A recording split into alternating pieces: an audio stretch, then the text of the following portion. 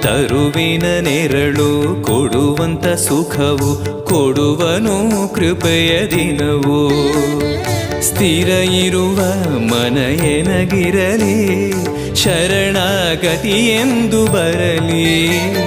ಭಗವಂತನ ಪ್ರಿಯ ಮಗನಿವನ ಸಾರಿ ಬದುಕು ಇರಲಿ.